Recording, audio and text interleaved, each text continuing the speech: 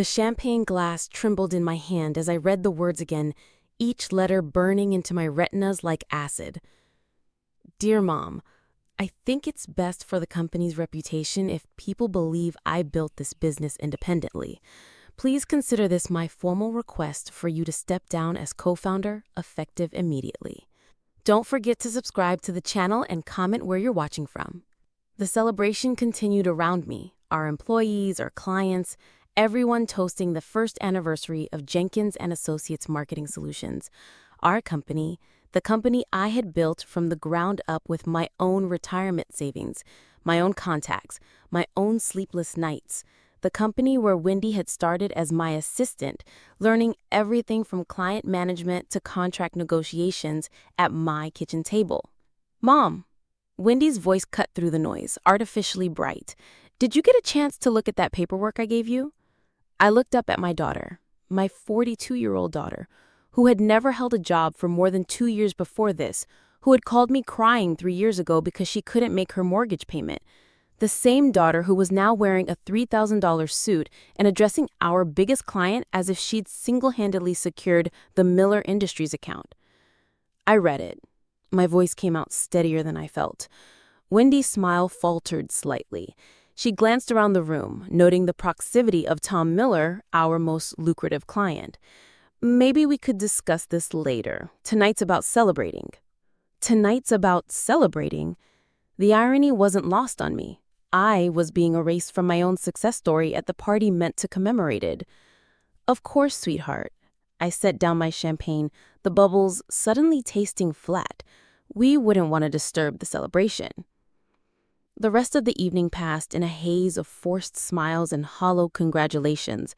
I watched Wendy work the room, introducing herself as the founder to people who had watched me present the business plan at our launch meeting. I listened to her explain strategies I had developed using terminology I had taught her, claiming credit for relationships I had spent decades building. Mrs. Palmer from Harmony Industries approached me near the dessert table. Vicky, you must be so proud. Wendy told me how she came up with the integrated marketing approach all by herself. Such innovation for someone so young. The knife twisted deeper. The integrated marketing approach had been my thesis project in graduate school 25 years ago when Wendy was still learning to tie her shoes. She's certainly resourceful, I managed. By the time the last guest left, I was exhausted from the performance. Wendy lingered as I collected empty glasses and straightened chairs in our modest office space. So, she said, perching on the edge of my desk, about that conversation? I continued cleaning, not trusting myself to look at her directly. What conversation would that be? Mom, don't be dramatic. You know this makes sense. I'm younger, more relatable to our target demographic. The clients connect with me better.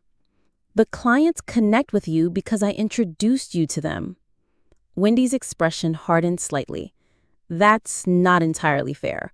I've brought in plenty of new business on my own. I finally turned to face her, resignation letter still clutched in my hand. Name one client you've brought in without using my contacts or my reputation. The silence stretched between us. Wendy's jaw tightened, a tell she had since childhood when caught in a lie. This isn't about keeping score, Mom. This is about what's best for the business. And honestly, she stood up, smoothing her skirt. Having people think you built this at your age, it doesn't exactly scream innovation and forward thinking. At my age, I was 58 years old. I had more energy and sharper business instincts than people half my age. But in Wendy's narrative, I was the aging figurehead who needed to step aside for the bright young talent. I see. I folded the letter neatly, creasing it along the lines where her signature sat like a small betrayal. And my financial investment? My client relationships? My, what did you call it? Aging expertise? You'll still be involved, of course, as a consultant. We'll work out the financial details later. We'll work out the financial details later. Translation, she had no intention of compensating me fairly for the business I had built, funded, and sustained. I walked to the window overlooking the parking lot. Wendy's BMW sat next to my 10-year-old Honda Civic. The BMW I had co-signed for when her credit was shot from her previous business failures.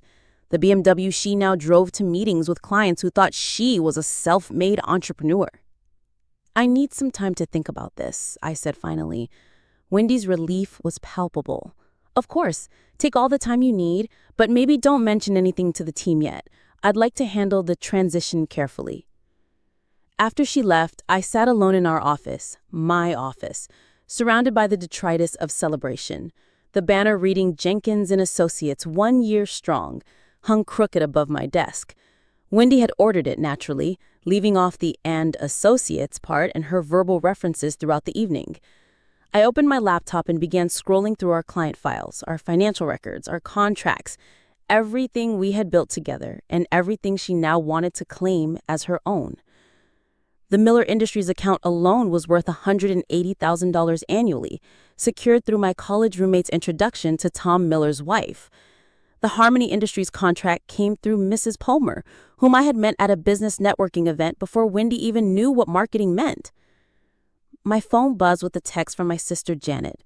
"Saw the photos from tonight on Wendy's Instagram. So proud of her. Building a business from scratch at her age is incredible." From scratch. I stared at the words until they blurred. That night, I lay awake running numbers in my head. If I signed the resignation letter, I would lose not just my title, but my leverage. Wendy would control the narrative, the client relationships, and ultimately the value of everything I had put into the business. The retirement savings I had invested, my nest egg, my security, would become her success story. But if I fought her, what then? A legal battle with my own daughter? Public exposure of our family conflict? The potential destruction of the business we had both worked to build? The ceiling fan creaked overhead, the same rhythm as the questions spinning in my mind. When had my daughter learned to smile while stabbing me in the back? When had I become expendable in the life I had created? As dawn broke through my bedroom window, I realized that the champagne taste in my mouth had been replaced by something metallic, something that tasted like the end of one story and the beginning of another. I reached for my phone and typed a message to Wendy. "We need to talk. My office, tomorrow morning, 9 sharp." But even as I hit send, I knew that by the time she read it, I would already be 3 steps ahead of whatever she thought she had planned. Wendy arrived at 9:15, her usual 15 minutes of casual disrespect disguised as being fashionably late. She carried her signature vanilla latte and wore the confidence of someone who believed the hard conversation was behind her. "Morning, Mom." She settled into the chair across from my desk with practiced ease. "I hope you've had time to process everything. I know it was a lot to take in at the party." I had been awake since 4 a.m. processing everything. Indeed, processing 25 years of building my reputation in this industry, processing the $47,000 of my retirement savings that had funded our startup costs, processing the countless nights I'd spent crafting proposals while Wendy slept soundly in her suburban home. "I've been thinking," I said, not offering her the usual pleasantries, "about your resignation letter." Wendy's shoulders relaxed slightly. "Good. I was hoping you'd see the logic in it. I've already drafted a press release announcing the transition. Very respectful, of course. It positions you as the wise mentor passing the torch to the next generation." The wise mentor. As if I were some elderly sage retreating to a rocking chair instead of a woman in her prime being pushed aside by her ungrateful child. "Tell me something, Wendy. Do you remember when you called me 3 years ago crying because Brian had left and taken half your savings account?" Wendy's latte paused halfway to her lips. "I don't see how that's relevant. You were living in a 1-bedroom apartment, working part-time at that boutique, and you couldn't make your car payment. Do you remember what I told you?" The color began to drain from Wendy's cheeks. She remembered. Of course she remembered. "I told you," I continued, my voice steady as a surgeon's blade, "that I had been thinking about starting a consulting business. Something to keep me busy in my retirement years. And you said, what was it exactly? Mom, I'd love to help. I need a fresh start, and I've always been good with people. That's what happened." We started the business together. No, sweetheart. I started the business. You helped. There's a difference. Wendy sat down her cup with more force than necessary. Okay, fine. Yes, you had the initial idea, but I've contributed just as much. With what money? The question hung in the air like smoke. Wendy's mouth opened and closed, but no sound emerged. Because according to our business account records, which I reviewed last night, your total financial contribution to Jenkins and Associates has been exactly $0. Would you like to see the bank statements? I slid a folder across the desk. Wendy stared at it as if it might bite her. The startup costs? $47,000 from my retirement account. The office lease deposit? My signature, my credit check. The business insurance, the marketing materials, the website development, the legal fees for incorporation, all me. Your contribution has been? I paused, tapping my pen against the desk. What would you say your contribution has been? I bring clients in. I manage relationships. I handle the creative side, using my contacts, following processes I developed, implementing strategies I taught you. Wendy's face was flushed now, a mottled red that reminded me of her childhood tantrums. This is ridiculous. I'm not some incompetent child. I've worked just as hard as you have. Have you? I opened my laptop and turned it toward her. The screen displayed our time tracking software, which I had quietly been monitoring for the past 6 months. This shows your billable hours versus mine. Would you like to guess who's been working more than 40 hours a week consistently and who's been averaging 28? Wendy glanced at the screen and looked away quickly. Hours don't matter. It's about results. You're absolutely right. So let's talk about results. I pulled out another document. Here's a list of every client we've acquired in the past year, along with the source of the initial contact. Shall we go through it together? Mom, stop. This is Miller Industries. Contact through my college roommate, Hazel Miller. Harmony Industries, Mrs. Palmer, whom I met at the downtown business mixer. Riverside Medical Group, Dr. Patterson, my former neighbor. Bennett Financial, enough. Wendy's voice cracked slightly. What do you want from me? What do you want from me? As if I were the one making unreasonable demands, as if I were the one trying to steal credit for someone else's work. I want you to explain to me how you justify asking me to sign away my rights to a business I created, funded, and built so that you can pretend you did it all yourself. Wendy stared at her hands for a long moment. When she looked up, her expression had shifted into something I recognized from her teenage years. Wounded defiance, mixed with calculation. People expect businesses to be run by younger people. It's just reality.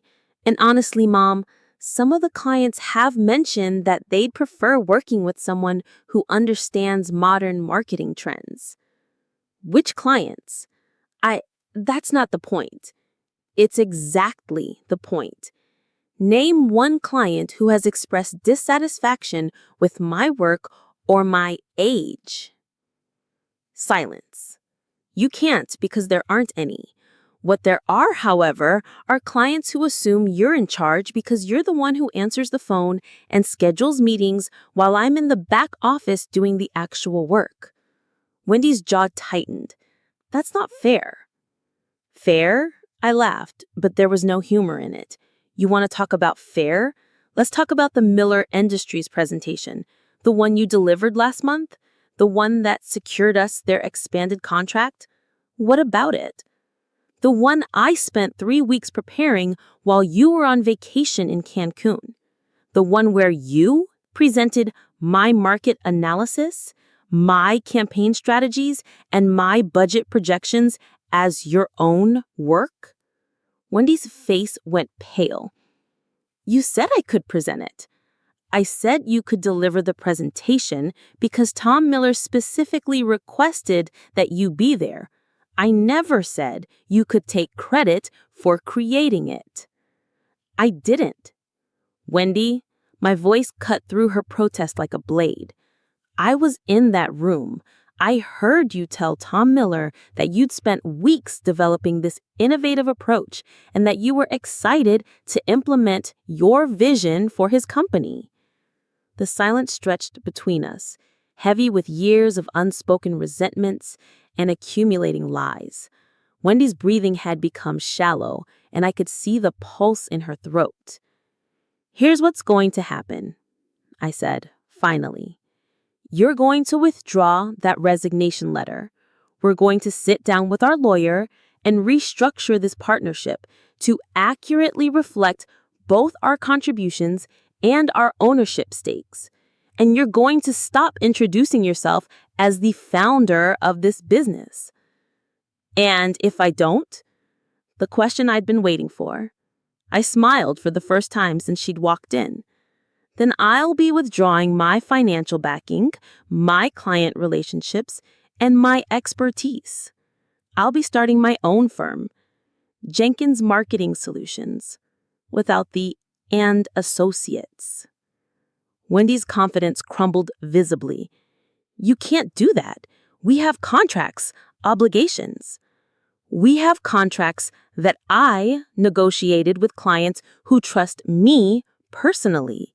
Do you think Tom Miller signed with Jenkins and Associates because of our impressive office space, or because he's known me for 15 years through his wife? That's extortion. No, sweetheart. That's business. You want to play in the adult world, you need to understand that actions have consequences. Wendy stood up abruptly, nearly knocking over her chair. I need to think about this. Of course you do. Take all the time you need. But Wendy, I waited until she turned back to face me. While you're thinking, you might want to consider what happens to someone who tries to build a house on a foundation that doesn't belong to them. After she left, I sat alone in my office, my hands surprisingly steady as I reached for my phone. The first call was to Hazel Miller, not about business, but to catch up on old times. The second was to Mrs. Palmer to discuss her daughter's upcoming wedding. The third was to Dr. Patterson to ask about his new practice location. By the time I finished my calls, I had confirmed what I already knew. My relationships were mine, my reputation was mine, and my daughter was about to learn the difference between building something and simply taking credit for it. The afternoon sun slanted through my office window, casting long shadows across Wendy's empty chair. For the first time in months, I felt the familiar thrill of strategic planning, not for a client's campaign, but for my own future. Whatever Wendy decided, I would be ready. 3 days passed without a word from Wendy. 3 days of her empty office echoing with unfinished conversations and abandoned coffee cups. I continued our work as if nothing had changed, responding to client emails, reviewing campaign proposals, maintaining the careful relationships that kept our business alive. On Thursday morning, she finally returned.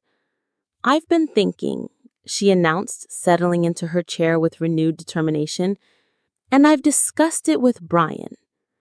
Brian? Her ex-husband who had crawled back into her life 6 months ago, drawn like a moth to the success she thought she had created. The same Brian who had left her financially devastated and now whispered poison in her ear about maximizing her potential. How lovely. And what wisdom did Brian share? Wendy missed the ice in my tone entirely. He thinks you're being unreasonable, that you're trying to hold me back because you're threatened by my success. I set down my pen with deliberate care. Your success? Yes, my success. Brian pointed out that I'm the face of this company now. The clients prefer working with me. I'm the one who brings the energy and innovation. And Brian would know about business success? How exactly? Through his failed restaurant, his bankruptcy, or perhaps through his expertise in abandoning responsibilities when things get difficult?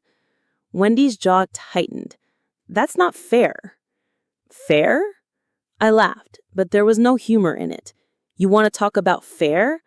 Let's talk about the Miller Industries presentation. The one you delivered last month?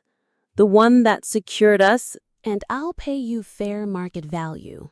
This way we both get what we want. I laughed. Actually laughed. The sound surprised us both. Wendy, sweetheart, what exactly do you think you're buying? The business? Jenkins and Associates? The client contracts? The reputation? The reputation that exists because of my relationships? The contracts that were signed because of my credibility?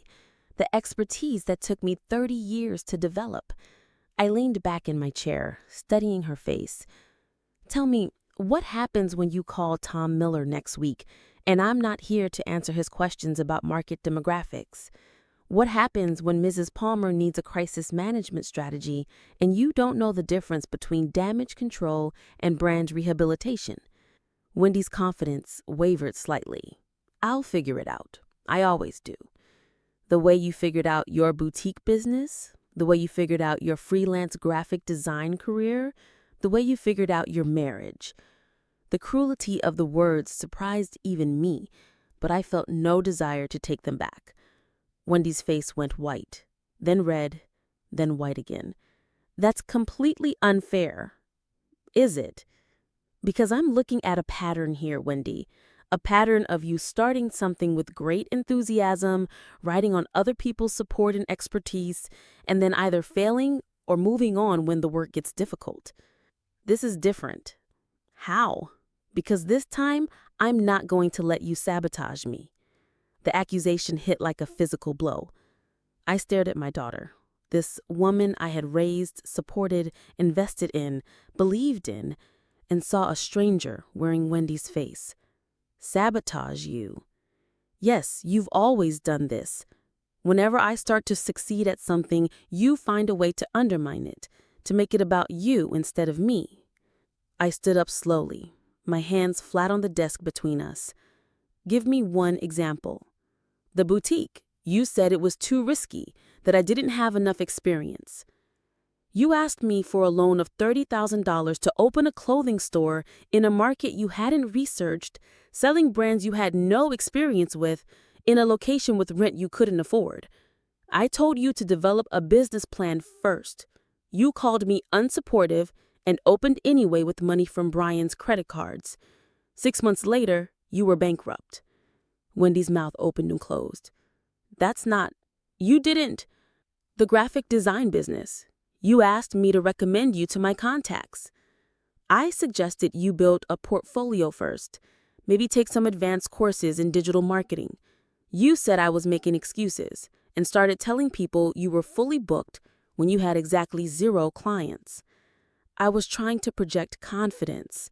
You were lying. And when those referrals I eventually made didn't work out because you couldn't deliver what you'd promised, guess whose reputation suffered? Wendy sank back into her chair, her bravado crumbling like wet paper. And now, I continued, my voice steady as granite, you want to take the one thing I actually built from the ground up, erase my contributions, and call it your success? And when I object, you accuse me of sabotage? The office fell silent, except for the hum of the air conditioning and the distant sound of traffic. Wendy's breathing was shallow, and I could see tears gathering in her eyes, the same tears that had gotten her out of trouble as a child, that had secured her loans and second chances and clean slates throughout her adult life. I don't want to hurt you, Mom, but you will. If it serves your purposes, you'll hurt me without hesitation. You've already proven that. That's not true, isn't it? 3 nights ago, You handed me a resignation letter at our company's anniversary party, in front of our clients, our employees, everyone we work with. You wanted to humiliate me into compliance. Wendy wiped her eyes with the back of her hand. It wasn't supposed to be humiliating. I thought you'd understand.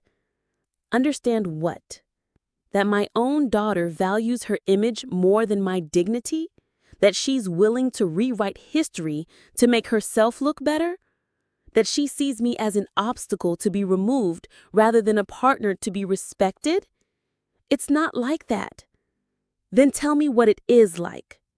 Wendy, explain to me how asking me to disappear from my own success story is anything other than betrayal. The silence stretched between us like a chasm. Outside the window, the world continued its ordinary business. People walking to lunch, cars navigating traffic, life proceeding normally, while my relationship with my daughter collapsed in real time. I can't do this anymore, Wendy said finally, her voice barely above a whisper. Do what? Be in your shadow. Always be the assistant, the helper, the second in command. I'm 42 years old, Mom. I need to succeed at something on my own. There it was, the truth beneath all the justifications and manipulations. My daughter saw my success as her failure, my presence as her diminishment. So take the skills I've taught you and go build something yourself. Start your own firm. Use your own money, your own contacts, your own expertise. Succeed on your own merit. I don't have your contacts. I don't have your reputation. I don't have decades of experience. No, you don't. And you never will if you keep trying to steal other people's instead of earning your own. Wendy looked up at me with something that might have been hatred. So that's it. You're just going to let me fail. I'm going to stop enabling you to succeed at my expense. She gathered her purse and jacket with shaking hands. Fine. I'll have my lawyer contact you about the business dissolution. Wendy. She paused at the door, not turning around. Your lawyer will find that the business assets, the client contracts, and the intellectual property are all tied to my personal guarantees and professional certifications. Dissolving the partnership means you walk away with exactly what you brought into it, which is nothing. The door closed behind me with a soft click, and I was alone in my office, truly alone, for the first time in 3 years. The silence should have felt empty, but instead, it felt like the moment before dawn, when the darkness is heaviest, but the light is already gathering strength on the horizon. I opened my laptop and began typing. Jenkins Marketing Solutions, 30 years of proven results. It was time to stop being someone's supporting character and start being the author of my own story. The first month alone was harder than I anticipated. Not emotionally. That wound had cauterized itself the moment Wendy chose Brian's poison over her mother's partnership. But practically, the daily operations of running a business solo required an adjustment I hadn't expected. After 3 years of shared responsibilities, I was working late on a Thursday evening, reviewing client proposals in the empty office that still smelt faintly of Wendy's vanilla perfume, when my phone rang. Jenkins Marketing Solutions?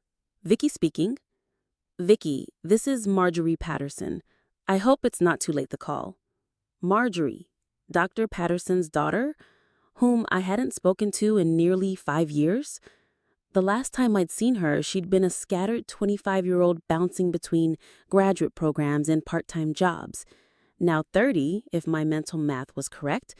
Marjorie, of course not. How are you? How's your father? Dad's well, thank you. Actually, he gave me your number. I heard through the family grapevine that you'd started your own marketing firm. I was hoping we could talk.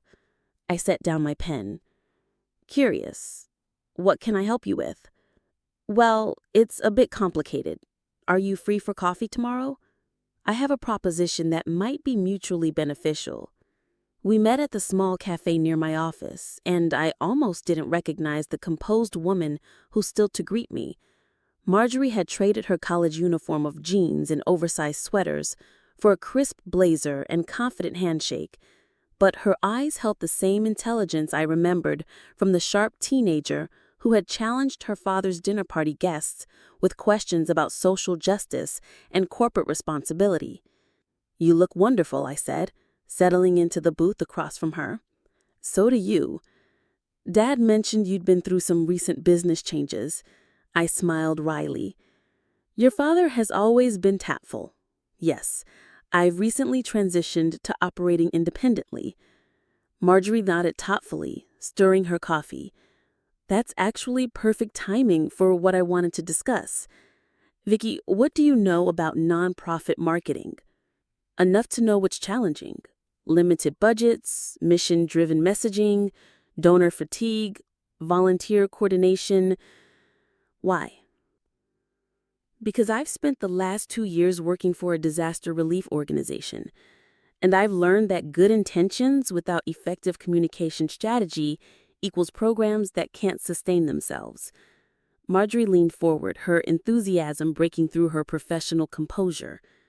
"I've been developing a model for a consulting firm that specifically serves nonprofits and social enterprises, organizations that are doing critical work but don't have the resources for traditional marketing firms." I felt a spark of interest. "Go on." "Here's the thing. I understand the nonprofit world, the grant cycles, the board dynamics, the volunteer management, but I don't have the business marketing expertise to scale this into something sustainable. I need someone who knows how to build client relationships, develop pricing structures that work, create systems that can grow. And you think I might be that someone?" "I know you are. Dad's told me about your reputation, your track record, and frankly, after 3 decades in traditional corporate marketing, you might find it refreshing to work with organizations whose bottom line is measured in lives changed rather than profits maximized." I studied Marjorie's face, seeing echoes of the passionate idealism I remembered, but tempered now with practical experience. "What kind of partnership are you envisioning?" "Equal partners, equal investment, equal ownership, equal decision-making authority. I bring the nonprofit expertise and client base I've been developing. You bring the business acumen and marketing systems. We build something that serves a sector that desperately needs what we can offer." Equal partners. The phrase hit me like cool water after walking through a desert. "Tell me about your client base." Marjorie pulled out a folder organized with the precision of someone who had learned to make every pitch count. "I've been consulting informally with 12 organizations over the past year.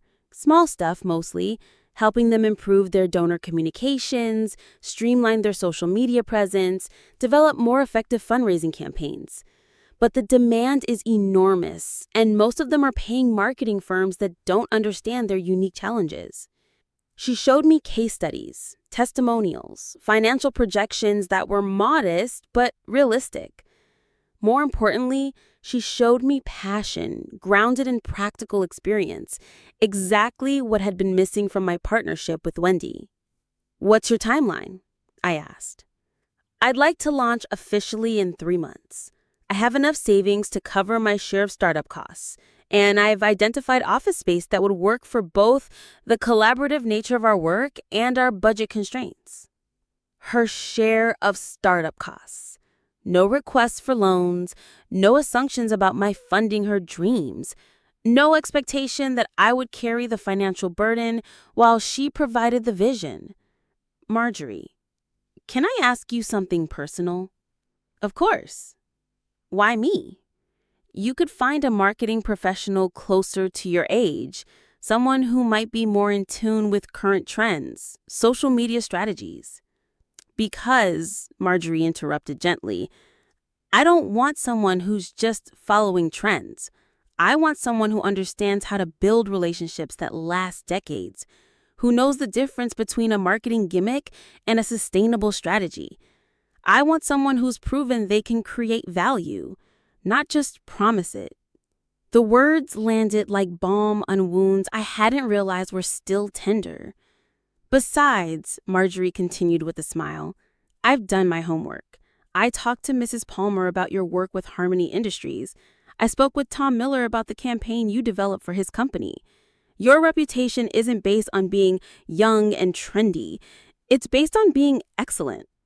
That evening, I called Marjorie with my answer. 3 weeks later, we signed the partnership agreement for Patterson Jenkins Social Impact Marketing in the lawyer's office. Our signatures side by side on documents that spelled out our equal rights and responsibilities in language that left no room for ambiguity. The new office space was smaller than what I shared with Wendy, but it felt expansive in ways that had nothing to do with square footage. Marjorie had chosen a converted warehouse in the Arts District with exposed brick walls and large windows that filled the space with natural light. Our desks face each other across a collaborative workspace that encouraged conversation rather than hierarchy. Our first major client meeting was with the Metro Youth Alliance, an organization that provided job training and mentorship for at-risk teenagers. Marjorie had been working with them informally for 6 months, helping them improve their volunteer recruitment efforts.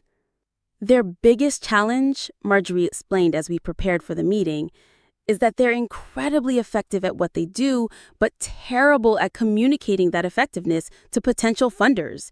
They've got this amazing program that's literally changing kids' lives, but their grant applications read like grocery lists. The meeting was unlike any client interaction I'd experienced in traditional marketing. Maria Santos, the executive director, wasn't interested in brand positioning or market penetration. She wanted to know how to tell the story of 16-year-old Brian, not Wendy's Brian, thankfully, who had gone from sleeping in his car to earning his GED and landing an apprenticeship with the local electrician. We have dozens of stories like this, Maria said, pulling out a thick folder of photographs and testimonials. But when I sit down to write a grant proposal, I get so focused on outcomes and metrics that I forget to include the humanity. The funders see numbers, but they don't see the kids. I looked at Marjorie, who was taking notes with the focused attention of someone who understood that these weren't just marketing challenges. They were opportunities to amplify voices that needed to be heard. What if, I said slowly, we restructured your communication strategy around storytelling? Instead of leading with statistics, we lead with individual narratives that illustrate the broader impact. Maria's eyes lit up. Could we do that? I mean, would funders respond to that approach? People fund people, I said. They donate to causes they can visualize and connect with emotionally. The data supports the story, but the story sells the mission. Over the next 2 hours, we developed a comprehensive communication strategy that would transform how Metro Youth Alliance presented itself to the world. Marjorie handled the programmatic details with the fluency of someone who understood nonprofit operations from the inside. I managed the strategic framework and implementation timeline with the experience of someone who had spent 3 decades turning good ideas into sustainable results. As we walked to our cars after the meeting, Marjorie turned to me with a smile that reminded me why I had fallen in love with marketing in the first place. This is what I was hoping for, she said. This feeling that we're not just building a business, we're building something that matters.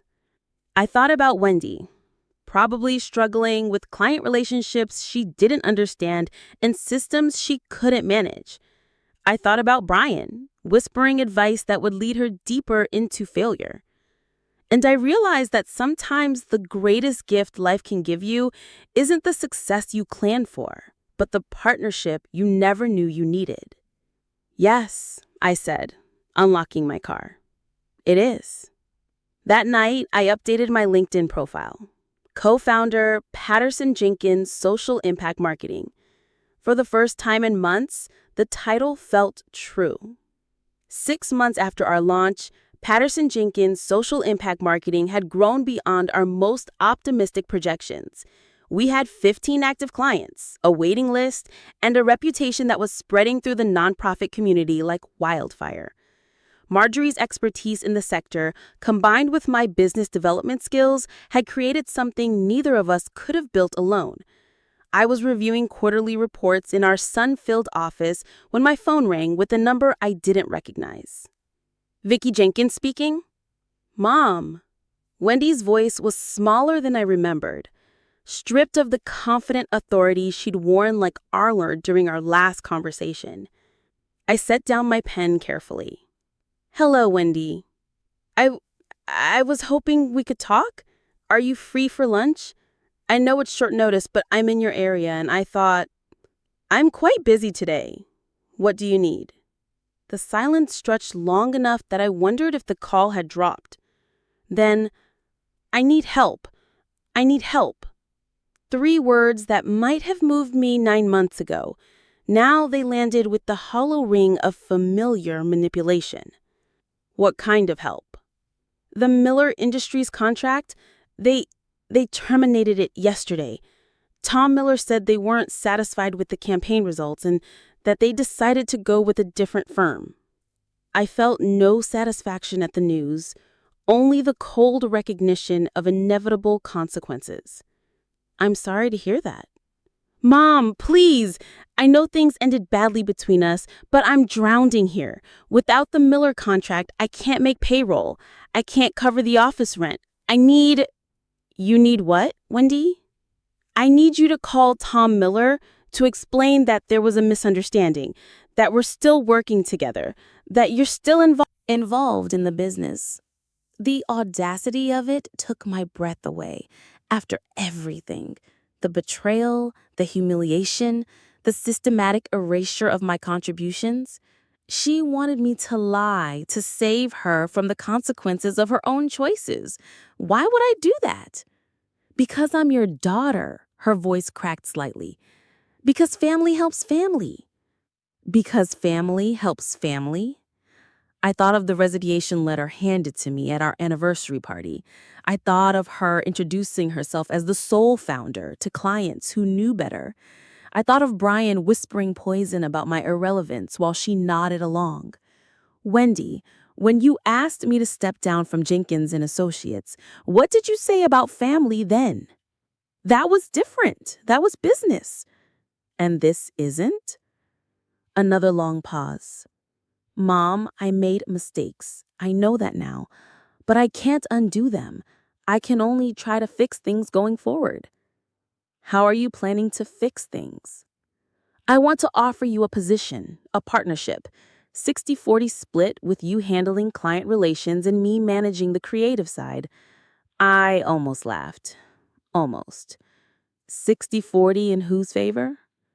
Well, it is still my company, but you'd have significant input in all major decisions. Your company? The one built with my money, my contacts, and my expertise? Mom, don't be like this. I'm trying to make this right. No, Wendy, you're trying to make this profitable for yourself. I heard her take a shaky breath. Fine, 50-50 then. Equal partners, like we should have been from the beginning. Yes, exactly like that. I looked across our office at Marjorie, who was on a call with the director of a women's shelter we'd been working with. She caught my eye and smiled, holding up a thumbs up. Another successful campaign launch, another organization that would be able to tell their story more effectively. Wendy, I have a question for you. Do you know what I'm doing now? No, I assumed you were retired or maybe doing some freelance consulting. I'm running a marketing firm, Patterson Jenkins Social Impact Marketing. We specialize in nonprofit and social enterprise communications. We launched 6 months ago and we're already operating at capacity. The silence on the other end was deafening. You started a competing business? I started my own business, just like you wanted to do. But that's using everything I taught you. That's stealing my... Stop. The word came out harder than I'd intended. Don't you dare accuse me of stealing anything. I built my new firm with my own money, my own contacts, and my own expertise. The same expertise you decided was obsolete and embarrassing. This isn't fair. You're using your reputation to compete against me. My reputation? That I built over 30 years? That you tried to erase so you could claim it as your own? I could hear her crying now. The same tears that had gotten her out of trouble as a child. But I felt nothing. No maternal instinct to comfort. No desire to fix her problems. No guilt about her pain. Wendy, do you remember what you said to me at our last meeting? You said you needed to succeed at something on your own. Yes, but then succeed. Build your own client base. Develop your own expertise. Create your own reputation. Do what you told me you wanted to do. I can't. I don't have the connections, the experience.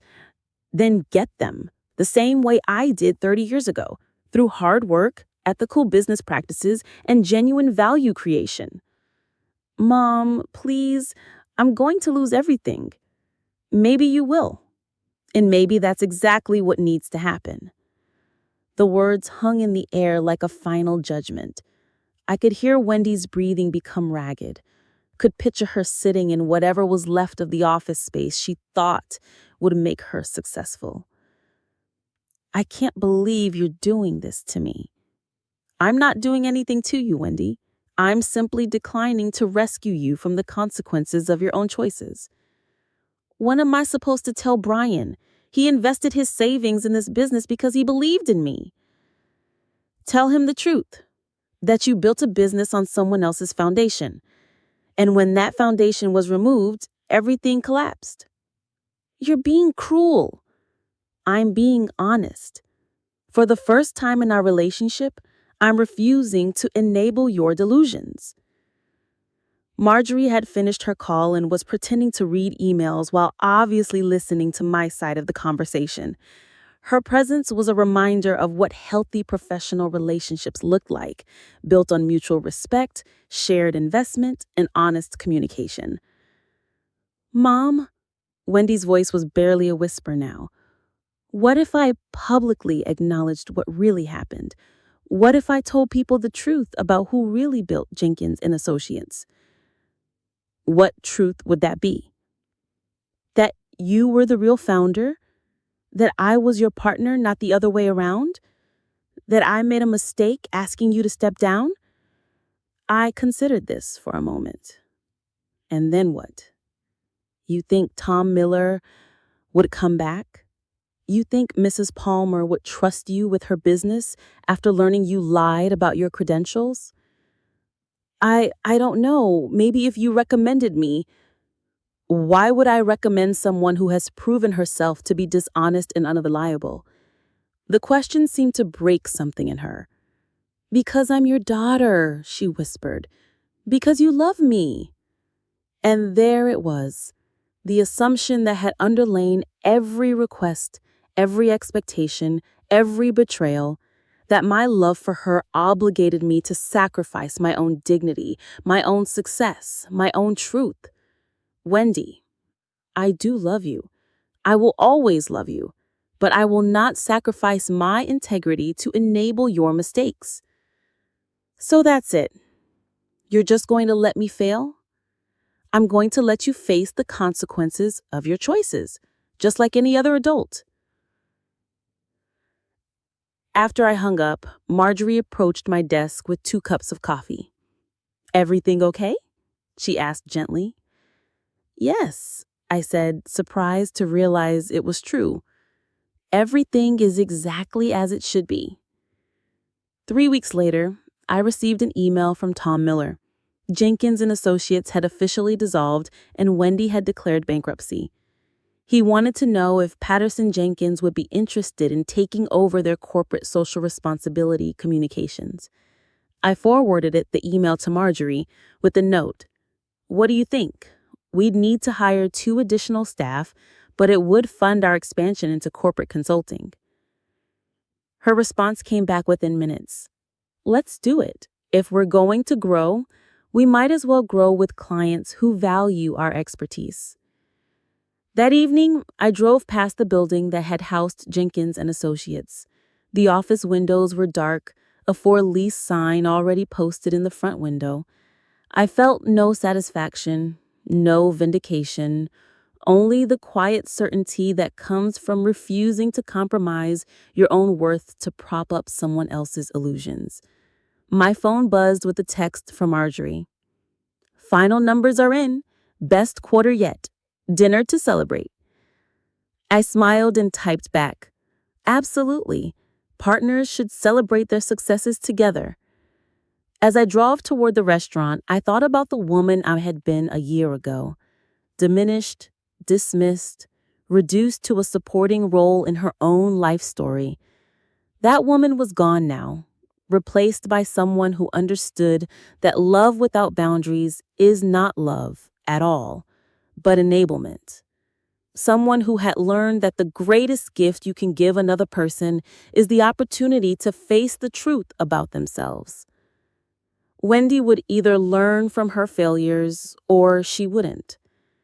But either way, she would learn without my participation in her delusions. I had finally become the author of my own story. And this story had a very satisfying ending.